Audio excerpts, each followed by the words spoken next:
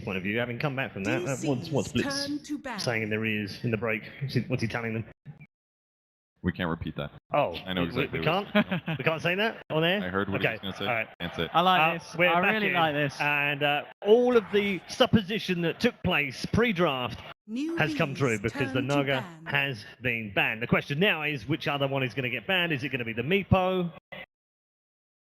Come on. It is going to be the Meepo. And the crowd here do not like that, by the way. They do not like that at all, and I'm along with them. The Meepo and the Naga identified as the two most dangerous heroes for Digital Chaos in terms of newbies' opponents right now. And the first pick is going to go the way of Rubik for the second time in 3 games for DC. So the big picks I think that we're expecting here, maybe Slardar or Jug are the most contested. I feel like DC's been very much prioritizing the Jug pick whenever they can. NEWBIE can also open up with like Slardar Lifestealer if they want to. Had some good success with that, although DC's lineup, unpredictable. Okay, it is a mix-up from NEWBIE. They've gone away from the Slardar first pick. It was Slardar disrupted last time they had the first 2 picks. Moon not too impressed with that one. Yeah. Yeah, whatever. So is this Luna SD? Luna Mirana? SD already banned. SD's gone. Oh, SD's gone, yeah, of course, yeah. So yeah, maybe Mirana.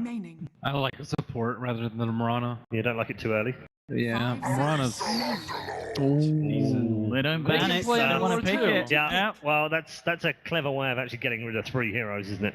It's really good. I love this pairing just because Luna's so good at 5-manning, and Underlord's fantastic at it as well. So DC's got to either win the lanes hard enough that that 10-minute period or 10 to 15-minute period isn't too strong for a NEWBIE, or maybe they need to pick some counters. First is probably the solution, Magic especially. Kill Luna while Eclipse is going off, kill Underlord. Could grab the Jug if they wanted it here. I still think the Omni's very strong. Yeah, you could get it at this stage of the draft. Very, very good against these 2 heroes, being able to back your core on him, not having to worry too much about this huge kind of AoE damage that Underlord can offer in the team fights. Moon, he's like, please, if you give me Omni, I'm going to go in. I'm going to purify them. They will die. We'll win. It's easy. You should watch Moon whenever he's talking because he's so animated about absolutely every part of the draft. It's fantastic. Probably the most animated player during the draft, I think. Brilliant. Turn to Give me this! I win the game! So they go with the really safe pick with the Jug. Yeah, okay. I think already this is probably indicating that they are going to try and again run this aggressive formation. They do it many times when they have at least 2 of the 3 heroes being the Juggernaut and the Rubik, starting on that off lane and contesting Luna's farm, which I reckon already it's most likely that DC will do that, considering how they played with these heroes before. Do you think they might go back for the LC as well to get a chance? I feel like it's more likely that they'll go Batrider versus Underlord, I feel. In one of the games of Underlord of this tournament, Batrider really made the hero look just not useful because it's very mobile. You can get around the Pit of Malice. He doesn't have very good disable. It's like good disable, but against highly mobile heroes, it's not the best. I feel like the DC's going to aim for this 1v1 matchup, which is maybe the reason they picked Jug there. Aim for a 1v1 Underlord versus something that beats it, and then try to win the tri lane again like they did last game. I like the Batrider idea. I think it's also very good versus the Luna. Forces her to build way more defensively than you would normally, and then. You can also consider maybe like Timbersaw. I think we haven't seen too much of recently, but I think he might do pretty well in the 1-on-1 matchup versus Underlord. Is that matchup good? I feel like it isn't because Underlord just gets a little mana and he just casts a spell. And he probably trades really well too, just because he has so much damage amp. I don't think... I feel like Underlord's good enough. The bat's gone. Alright, so 1v1 heroes left over. Darkseer is definitely an option. I'd say it's pretty good with Jug. I don't know if it beats Underlord, but I would say it's at least trades well. 10 seconds remaining. Seen Misery on the Pudge twice now. One good game, one not so good game. Remaining. Yeah, Pudge versus not these 2. Really great, is it? Hey, I don't like it that much. Reserve time. Not yet, at least.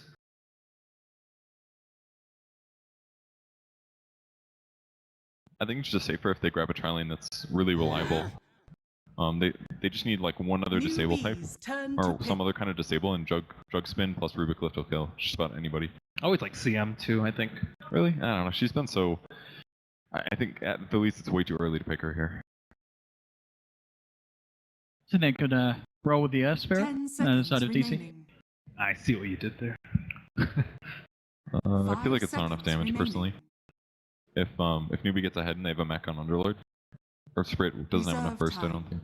You can kick people out of the Dark Crypt, though, Perch. That's a super sick point. I haven't seen an Underlord actually escape with his ultimate. That's true. We've seen like, it. I mean, it's like, let's move across the map together and try to take another tower.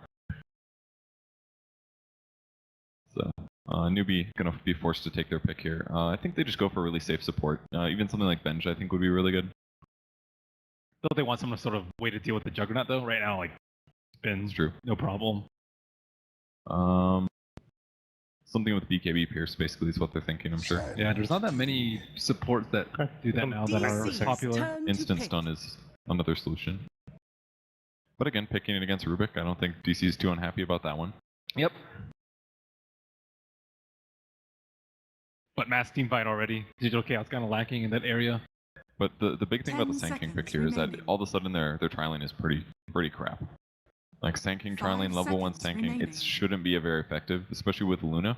Those two heroes together I don't think are amazing laning stage combo wise. So you're looking to aggro, put pressure on the Luna? I think they definitely aggro now Yeah. with the Sand King pick. It's clear. So really they just need a good 1v1 matchup against the Underlord, and then they need to predict their opponent's lanes, and then they're fairly set. Who's last pick? Looks like NEWBIE will get the final pick in the game, which means that DC might have to go a little safe with their mid matchup because they won't necessarily know what their opponents have. Could have potentially thrown an Undying into the trialing. I don't think they need to, personally. I wouldn't necessarily say it's amazing against Luna either.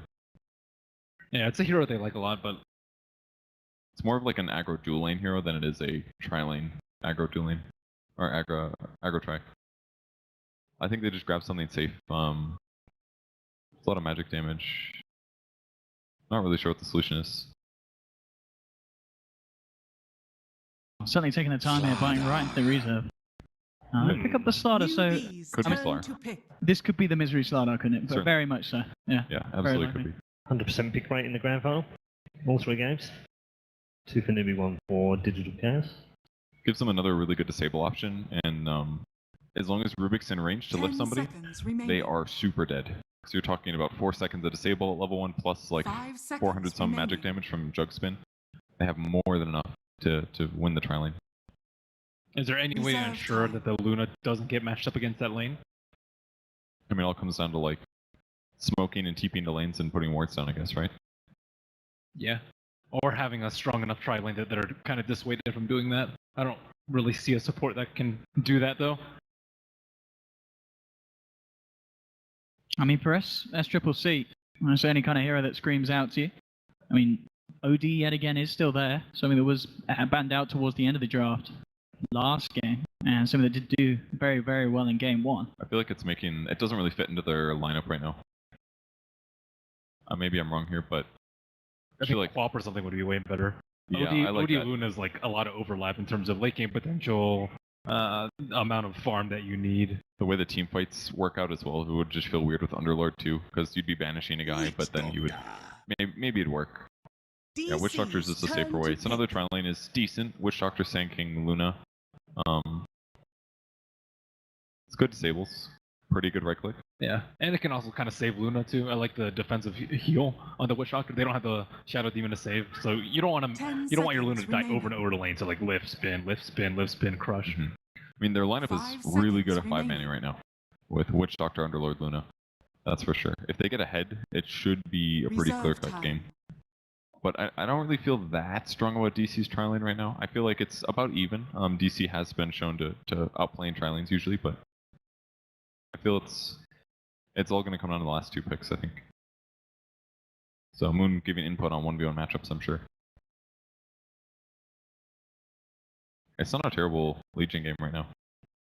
He just seems to really like that hero. Or Misery does. It just solves so many issues. Dark. The Underlord Bus Express will be good against You mentioned the Dark Seer earlier. And I have taken it in the second phase. I think what I really like about the Darkseer here is it kind of guarantees that their tri-lane will have a comeback mechanic, even if they go a little rough. Because if Darkseer just gets like a fast level 4, TP to the offlane, drop an Iron Shell Surge on somebody, that should be a kill. And it's absolutely this hero as well that you kind of said that they needed. They needed someone that was going to be able to farm kind of a fast mech or pipe against the team fight and the magical damage that NEWBIE are going to have. And Darkseer is certainly one of those heroes that can get that at speed. And they can vacuum Stardust on, too. That was really effective. NEWBIE had some great ones last game. Interesting that NEWBIE ban out the sniper. Where did that come from? If they want to pick 10 OD, seconds remaining. sniper is one of the better counters. Maybe if they like anticipate an OD, they can go with the 5 sniper. I mean, do you think there's a high chance then DC will just ban the OD here? I don't really think they're that scared of an OD personally. Reserve time. 5 They're seconds not that remaining. burst heavy on DC right now. Yeah, Quap would have been really hard to deal with. Their disables are kind of lacking here. Oh, that's how you beat it. Well, that's how you do it then. That isn't it? is. You make Well, them ban out the yeah, counter. You ban the counter when you take the heroes. Perfect. I mean, almost a BM ban.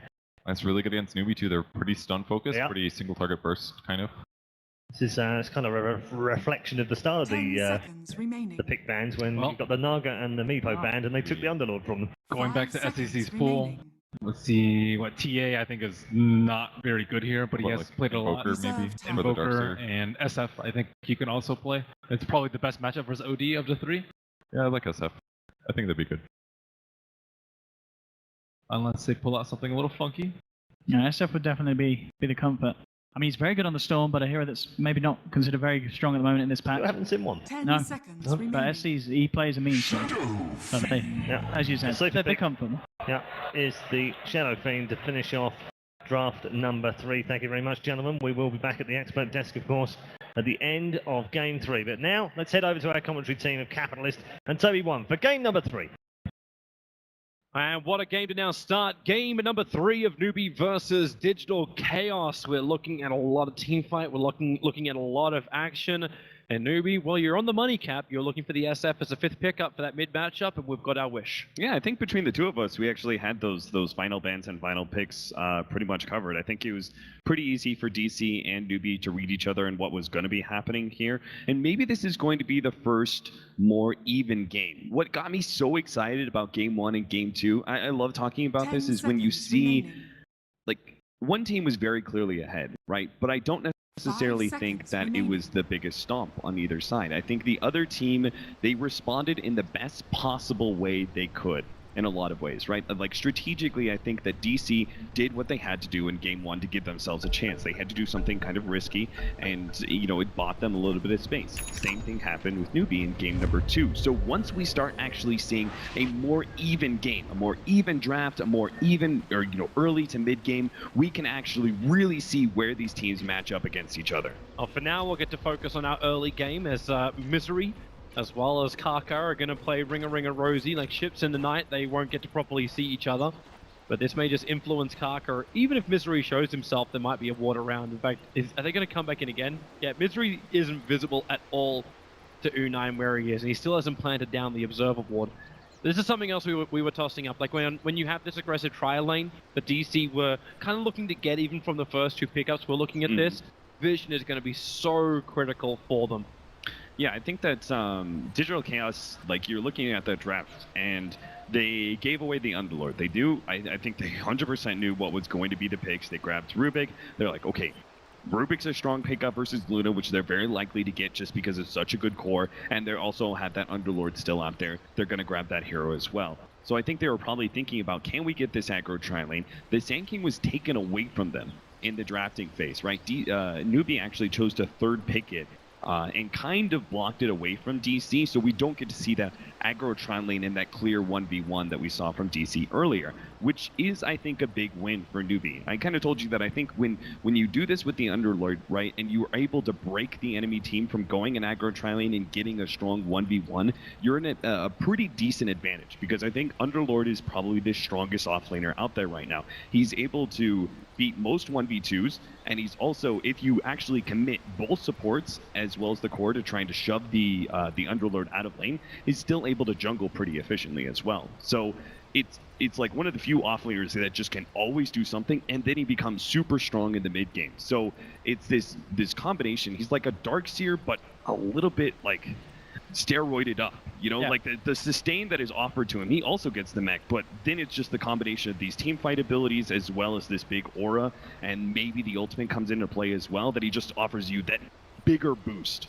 in team fight. So I think, like, once you're able to break that, right, you have this strong lane that's always going to work for the Underlord most likely, and he's going to have really good mid-game impact. You've kind of won in that regard. But DC still have this, you know, they were still able to fall back on, okay, we'll just do a regular lane, right? We'll have a pretty strong tri-lane that can actually kill the Underlord. Rubik into a Slardar, into a spin from the Juggernaut. They'll also be able to have some good roaming power. The Rubik and Slardar are a powerful duo that can actually gank up the mid lane and keep the SF down. They could even potentially rotate up to the top lane, where we could have like Darkseer back away from his lane, preemptively set up ion shells, and who knows, maybe they can actually get some action there. Yep. They can still win when it comes to the roaming power of their heroes, even though I think the Underlord was a big win for NEWBIE in the kind of like static laning phase. Gotta love those Weeha fans out there in the crowd. And there's a hell of a lot of them. But we're back into the game after our quick pause. Couple of recorrects, and we are back up and running. So for now, even with the lane switch around, it actually looks like DC are going to commit to this 2-1-2 style of having Moon up on the top, a rotating Misery, a mid Weeha, and then Resolution on the bottom lane with the Rubik. And NEWBIE, they got a bit of a glimpse with the maneuvering of the Slardar, so they understand a little bit of how these lanes are going to function, but they're actually... Well, it's just switched off to moving down to the bottom lane for now. I don't know if it's really going to hang around for too long. And what I like about the Juggernaut in particular is that I think it's one of the better heroes that can sit in a lane and not have to worry about too much about the Underlord, so it does free up the Rubik Slardar to make these rotations. They are going to have to be very clean on the rotation with up at that top lane, because NEWBIE kind of shored up their third pick Sand King with this really strong laner in the Witch Doctor, and Faith has had some amazing plays on the Witch Doctor. His paralyzing cats seem to always get max bounces. I don't know how he does it, but he just seems to do it every single time. We always count the Witch Doctor as the one hero who has two ultimates. One's the paralyzing cask and one's the Death Ward, and sometimes the paralyzing cask is more effective. Yeah, and so like even if the Sand King isn't the most effective laning hero in the beginning as a support, they still have Luna and Witch Doctor who are quite strong. So if they make that kind of aggressive rotation, they need to make sure it's quite clean as they make that initiation. Now, I love this little maneuvering coming in from the Rubik. They've taken out that small little camp with the Sentry Ward. It may be a bit of a sacrifice because the support's moving for this. The Moon gets caught out up on the top lane. So they start with the Burrow Strike. You've still got the Paralyzing Cast. There's no bounce to work with, but it may not matter. You don't have Losing Beam. You've got the Lunar Blessing. So a lot of physical damage coming in from this. At the same time, Rubik, who blocks the camp for the offlane Underlord, snipes out the mid-courier. Yeah, that's definitely a big pickup because SC, he's pretty reliant, I think, on being able to get this bottle. The extra sustain is going to be needed. He's going to run out of these tangos and healing cells eventually because the OD in the early levels is going to be able to do a decent amount of harassment. Once SC gets to level 5, though, the SF fares a lot better against the OD because he just double nukes the wave. Doesn't even really need to get too close. But in this small window, because he's going to be lacking that sustain, it does also open up the support rotations even more, right? You go this SF is low. He needs he doesn't actually have some of these regen items he normally rely on, and he's just a prime opportunity for you to take. The funny thing is, too, he may even get his money when the courier's back up, because it's only the melee, he's not down for long. A little bit of trouble. Oh, nice Burrow Strike. Actually catching the Darkseer in the mid-surge to give him more time to attack into Moon, and with the Caustic slow, they may even have enough damage from Faith. Is there another little pop? The Caustics will hit him, but it shouldn't be enough to get the kill. And Moon will quickly surge away, and 2 minutes in, already being forced to trigger that shrine. Yeah, rough times. Weeha is also going to have to pop his shrine. Oh, Misery. Absolute, well, twat to say the best thing. He just takes the bounty rune away from KP, and he's already had the camp block. This is, like, we talked about, like, Underlord not having a real hard time because he's got other options he can do. He's already having to abandon his lane before he's hit level 2. Yeah, this is pretty interesting. This is the other plan, I guess, of DC. They know that, hey, this hero can fall back on mid lane. They're going to go again. More TP support coming in, but actually, with that TP, Misery decides not to make the run. He actually had Sprint on cooldown as well, but that's KP TPing into the mid lane to protect the SF. Mm-hmm. That's a big sacrifice, unless they can find an opening, and they can, because Kaka is rotating in. Weeha, he's still got the Astral Imprisonment, but SC's got the nukes available, so he'll Astral. Wait a second, SC, maybe don't want to stand right on top to take the damage, but it won't matter anyway. SC will get the kill, take the damage, and that is 2-0 now on the kill board in favor of NEWBIE. Genting kind of doing like the only thing he can, right? He was shoved out of his lane. Radiant's middle tower It's is interesting, under like attack. people will see this block of the offlane camp and be like, oh, but you know, they used to do that all the time. This isn't a particular innovation. But since the change in 7.0 and the 2-minute camps, you know, it's a lot slower to respawn. People haven't really been focused on blocking camps very often. So this is something that DC have taken that like next step level of thought, right? It's like, oh, we can actually still block this. It'll keep the Underlord at bay since he is able to jungle. Radiant's He middle moves tower over to is the under other side attack. of the camp, but this still, again, opens up. If the Underlord is completely away from this off lane, he's away from his off lane neutral camps as well. It means the two supports are very much free to either stack and pull really efficiently, or they can go for the roaming that we've talked about a couple times. Well, I'm watching that roaming from Misery. He's up again at the 4-minute mark to take yet again another bounty rune from the bottom. So they're able to secure like 3 out of the 4 bounty runes in favor of DC as Kaka hopes for an opening on Weeha. And we maybe, with the comfort of nighttime, Kaka can get close enough. But Misery has the better rune. He's got the action in Viz. Dire's bottom tower is under attack. This could be big. SF, though, is unlikely to be in too bad of a position with this level 5. Yeah, he's just normally just gonna double nukes these waves. They're actually gonna still try this Ion Shell play. They've got the invis for a little bit longer. With this invis, they could potentially close on one of these heroes. Radiant's top Doesn't look tower like it's gonna is happen under though. They head attack. back up to the top lane. Kaka's Yep. sitting and he's Radiant's gonna try and structures rotate are behind fortified. Moonlander and catch him. Slaughter's going to find him. In fact, Kaka starts taking damage from an Iron Shell. He might wonder what it's from. The Burrow Strike is forward. Now the Crush over on 2 supports coming in from the Rubik. He's got telekinesis as well. They get the quick loose and beam off, so at least it's a 1-for-1 trade-off. But it's U9 the Luna, found in no man's land, wanting to run away. Kaka, the Burrow Strike to Babel. He doesn't get 2. Misery wrapped around the back. He still keeps that body block going, as maybe the Rubik, does he have the distance? They don't have the move well available for now, but more TP supports coming in with a elusive beam from U9. He buys space for Kaka, but the TP Misery goes too from side long. to tower. No, it's too early. He Wow. actually cancelled his TP, and U9 is away. The Ion Shell just runs out a bit too late. They couldn't get enough damage onto U9. So then U9 no longer becomes a target. He turns and tries to get that crush, but U9 turned around and got the perfect time loosened beam. That bit of mini stun stopped Misery from being able to get off the slithering crush that would have probably killed Kaka's Sand King. Man, huge plays from NEWBIE. We know they love to dive. We saw it earlier today when they dive into the tier 1 tower of the Radiant side safe lane. But they do it once again as a team. KP is beginning to recover, level 4, as his Underlord Moonmeander has been able to achieve a bit more. He's about to pick up his level 6 as the Darkseer, and he'll have a quicker progression into his mech as well. The mid lane matchup does seem to be going pretty well for SC. He's 34-9 compared to the 29-6 of the OD, but he still has to fear. I think he's reached the right time to start abandoning the lane and play jungle more. He knows how powerful the Rubik Slardar combination is going to be, and they have all the reason to jump on the mid lane. So I like the fact that he kind of abandons this, gives it to Kaka, because if they commit the resources to kill a level 3 Sand King, it's not a big deal. NEWBIE will just kind of shrug that one off. KP, when they saw the Observer was sitting in mid, they knew they didn't want to go for that, and instead they just rotate down to the Underlord. He only had 300 HP to start with, and now he's down to 0. Great rotation from DC, and now they'll add the pressure into the tier 1. But it's a trade-off, as SC's already taken the top tower with U9 and Fate together. Yeah, with this double damage and the extra help with the Lunar Blessing, they output a ton of physical damage. Moonlander's in some serious trouble. He actually hoped the illusions from the Darksteel wall would soak up a little bit more of that eclipse. Not enough, and now NEWBIE, they can actually keep up the pressure as this tier 1 tower of theirs in the offlane is going to be lost, but they'll get a lot of chip on this tier 2 before DC can rotate. Israel Shields will be very thankful he didn't get hit by any more of that Firestorm.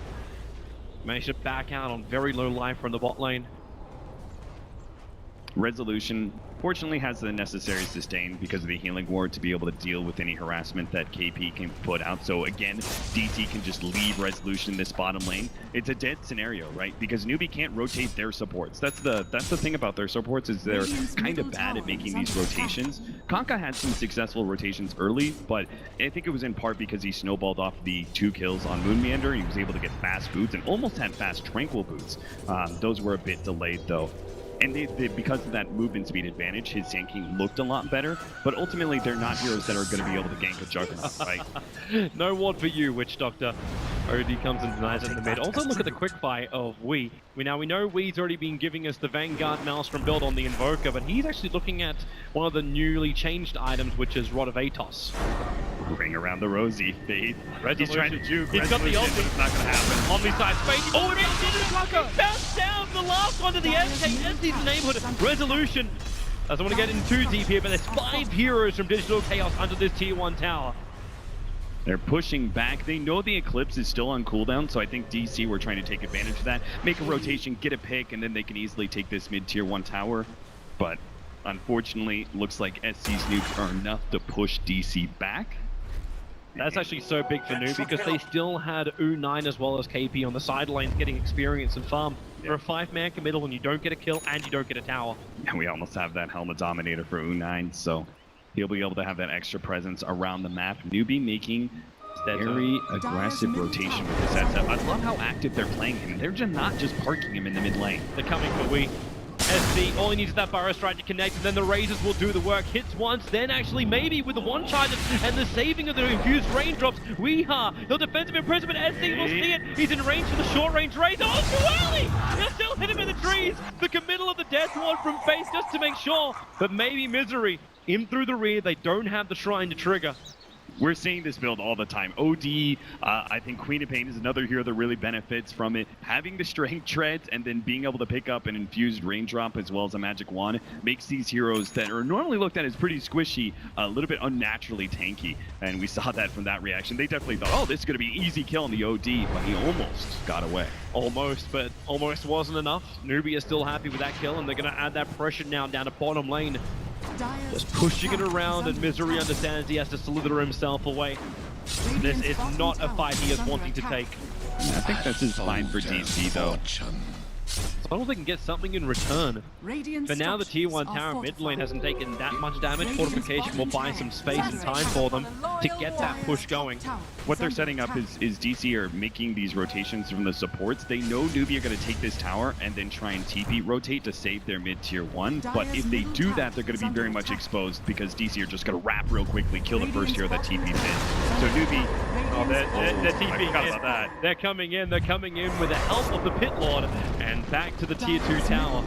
It's still the fact that they couldn't TP onto the tier 1, right? Because they knew DC was preemptively set up, so they had to TP onto the tier 2, so it was the same result. Yep. There's still a tower for a tower and a lot of space for U9. Yeah, I mean, I think it's space for U9, but I still feel like that's a better situation for DC just because I put more value in the mid tier 1 over safety towers in general. SD's got his first initiation item, so he's got the Shadow Blade flying out in the Curious. There's only 11 minutes in, a very high net worth Shadow Fiend. Now with the ability to close distance and a very quick smoke as well from NEWBIE, they want to try and capitalize on this new item timing. And they may get the opportunity. Resolution's walking down the hill. They're going to have to wrap all the way around, however, if they're going to catch him by surprise. All they move to top lane as Weeha, he just showed himself, and NEWBIE are in a fantastic position for this. How long does Wee stick around? Way too long. They've found him. The Burrow Strike's there. Razors, Death Ward, a little bit overcommittal, but it makes sure that DC can't catch him up to him in time and do anything about it. Yeah, Faith knows he's not going to see too many opportunities for Death Ward in the early game, so he's fine with blowing it, and it's also not too long of a cooldown.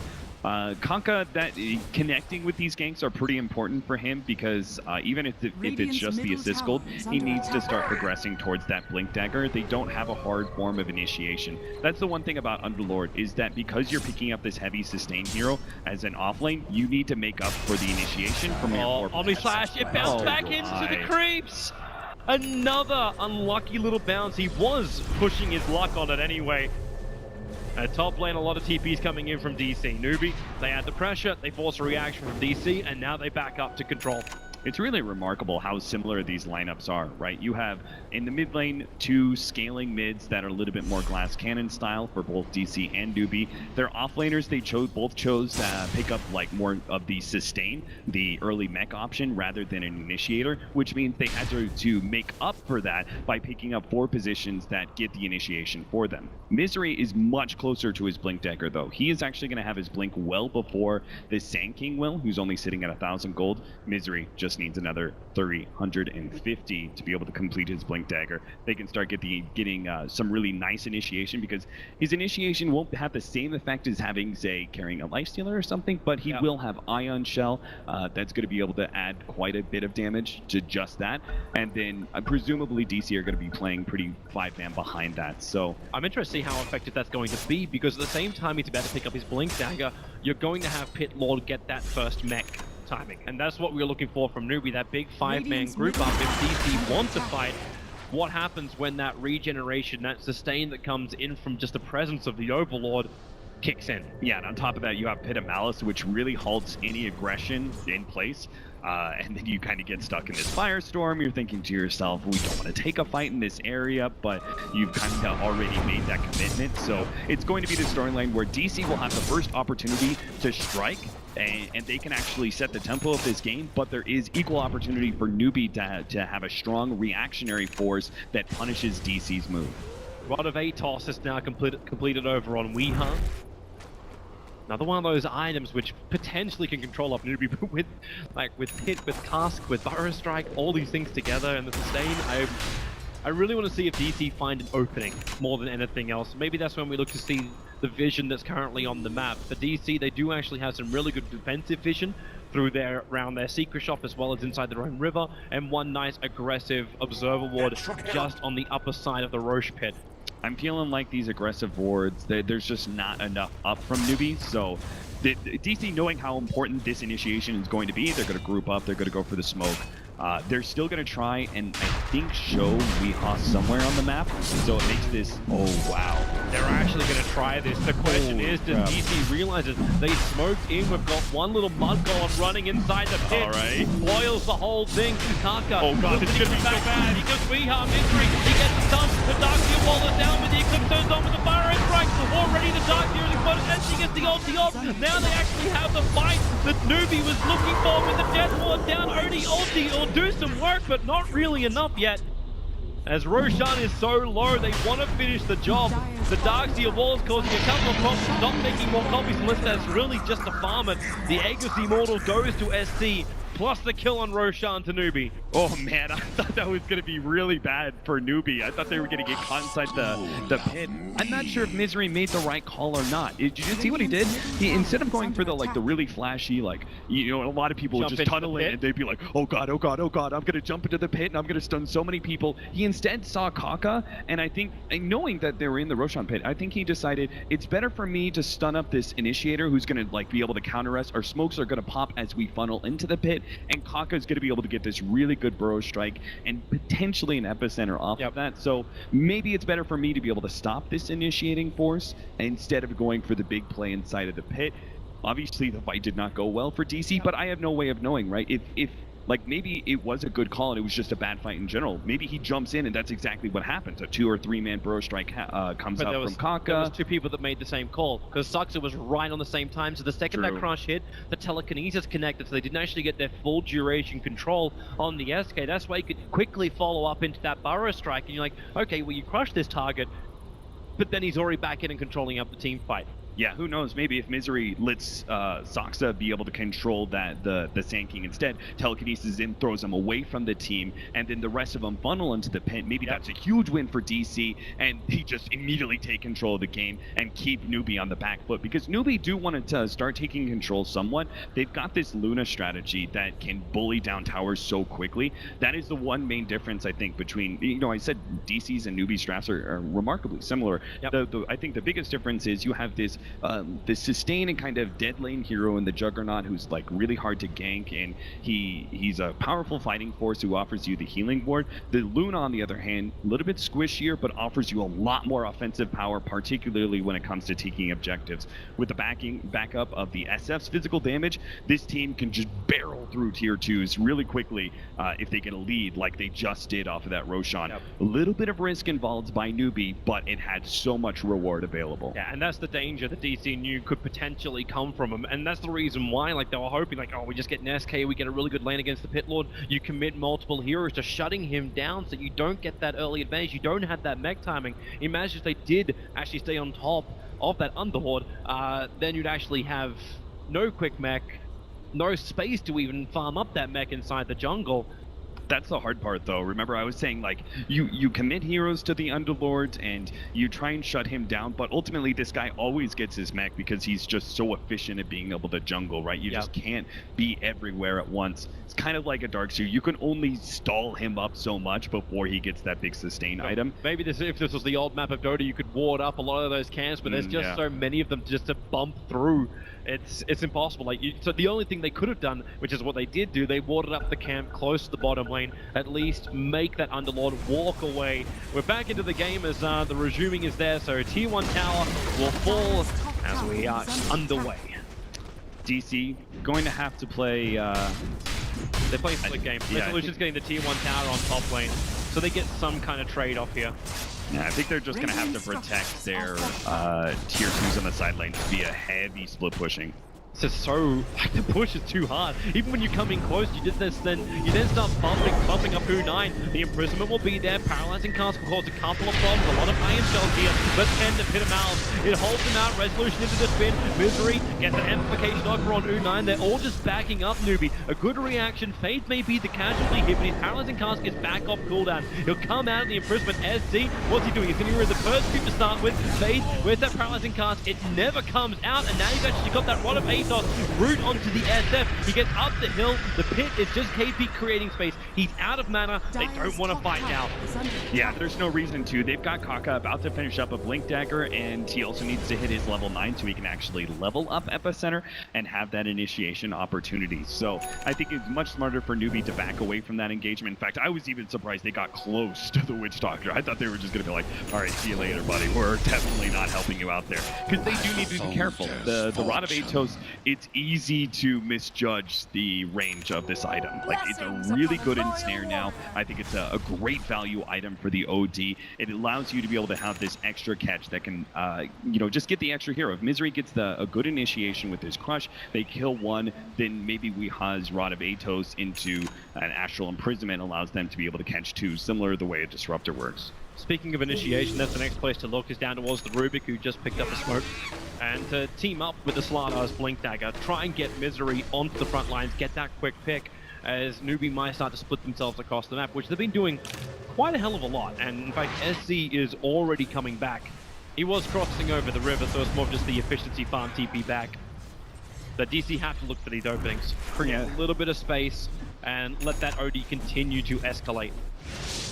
I'm not sure if NEWBIE want to go for tier 2s just yet. I think they need to wait for the BKB on the SF and then the Luna Manta.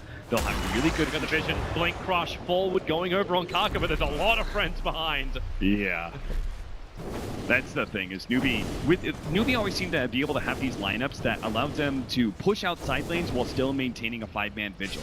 And that allows them to be able to, if they can take an early lead, thanks to some of their aggressive maneuvers as a team, if they can take that lead, then they have very few times where they leak away any extra gold due to picks, because they just stay this constant 5-man. There's no easy openings for DC to make that recovery gold. Where are we off to? Underlord is down to bottom lane, so they're just going to start pushing towards the bottom tier 2 tower.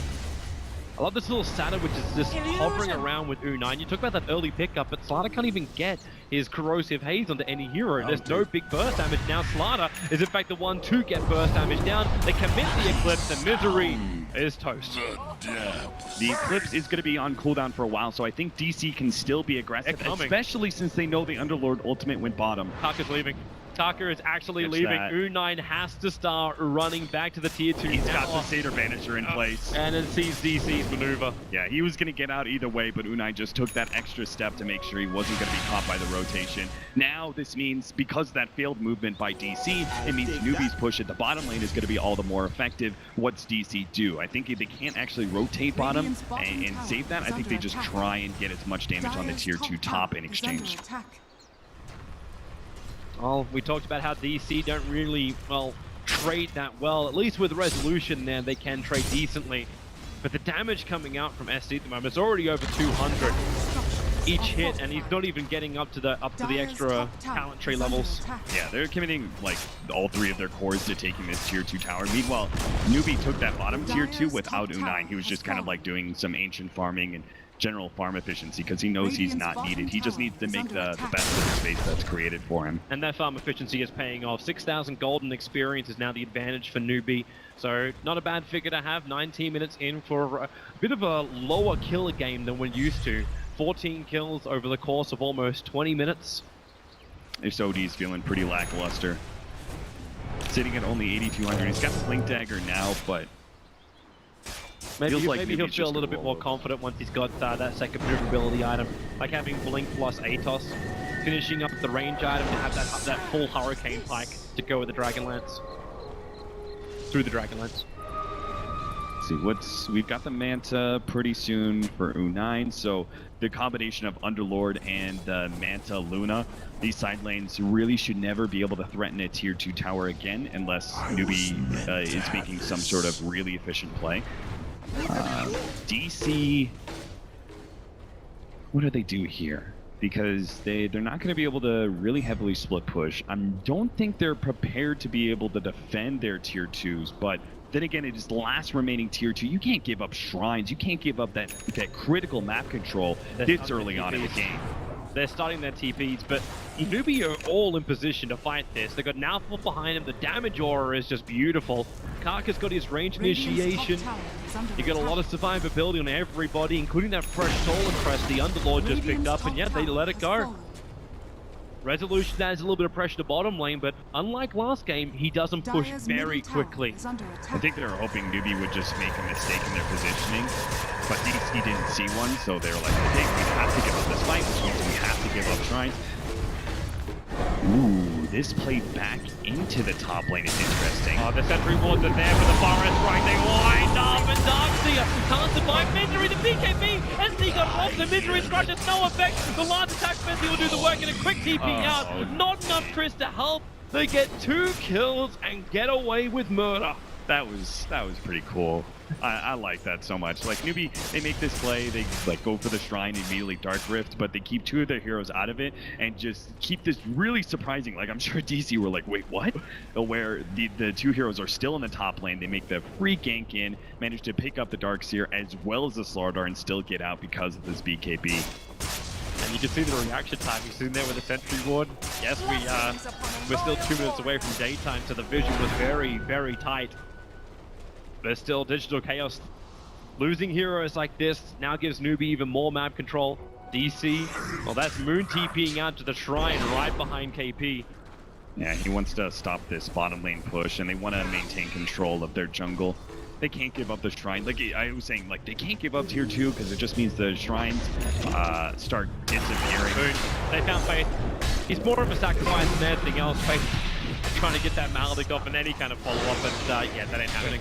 And in fact, all he did is actually give it over to the Rubik. I think DC have to be very precise with their movement. Can't afford any pickoffs or anything like that, and they have to always be able to read what NEWBIE's plan is in order to keep this bottom shrine up. Like, in some ways, it's inevitability that they're going to make that mistake, or NEWBIE are just going to be able to outposition them, get some sort of smoke gank, and then turn that into an advantage that promises that tier 2's destruction. But it's such a critical point of map control in a lineup that DC is still, they're not ready to fight, and they're also not ready to just sit in their base and let gold trickle into them. They need to be able to farm, but NEWBIE is very rapidly looking like they're going to push in all of the lanes constantly. They're going to be able to farm to their heart's delights, take Roshan, whatever they need to. It's beginning to look like the way DC was controlling Game 2, actually, with that Naga Siren. Roshan is actually where NEWBIE's looking now. I've watched this Alpha Wolf, which is currently sitting inside the pit, trade owners 3 times. It started on the Luna, then Resolution got hold of it, and then it went back over to the Luna. It's currently scouting for NEWBIE. The battle of the Doms. NEWBIE looking in a very, very good position if DC want to fight this, and everyone, like it's all 10 players hovering around this mid lane. I'm not sure if they have enough of this team fight power. Like they have to get a really good blink vacuum into a blink crush. The wall sent down. Weehawk gets a couple of right clicks in and maybe drops his Sanity's Eclipse. Well, we'll find if they can get the positioning. It's NEWBIE who are the ones to smoke up to start with. They're going to wrap around, and they found their target. It's Resolution. It's a big one, but he gets away under the cover of spin from Karka. Oh, there it is! They jump in, but as he's winding up the ulti, imprisoned is the only way to save up himself, but now it's still not enough. Face with the Death Sword, it doesn't work. The only flash, however, finally Resolution gets some damage out. The paralyzing cast negated by the spin, but Moon trapped in the tree line, trying to get away with the Burrow Strike. Kaka puts himself actually almost trapped. There's a small path to freedom, allowing now Moon to run away, and again Kaka missing the blink. He doesn't get down to Moon. That could have actually been a lot more of a catastrophe for DC. Oh, I mean, DC, they hit like that perfect kind of initiation. Moon Meander saw the opening. Despite the fact that the Juggernaut had been forced away, he said, this is a good shot. We need to be able to try and fight around this shrine. He goes for this beautiful vacuum into the crush, into the OD ultimate being dropped. But ultimately, the sustain of the Underlord does make a big difference. He pops the heal. None of these heroes are low enough for them to be able to quickly kill. Like the Luna's able to freely get off this big eclipse. It keeps most of DC at bay, and same thing with their scene. Like the second that damage reduction kicked in, you're like, oh, what's DC gonna do now? Yeah. Like you had nothing to do, and the only thing they really had was the Juggernaut battling, and the heroes so far away, like the corrosive haze on them, that they had enough damage to get through them. Careful, Resolution. They try to trade owners again, and now, well, it's actually the Rubik. Oh, that's a BKB used. Yeah, maybe not the greatest thing in the world, but probably still needs Roshan for free though. unless they want to have a crack at it. I think DC didn't have vision of the BKB being used.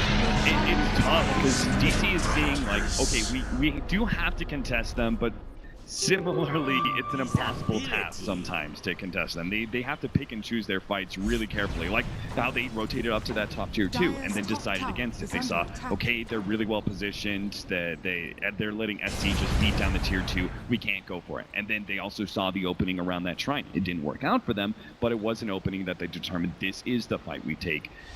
It's a tricky game that DC is playing.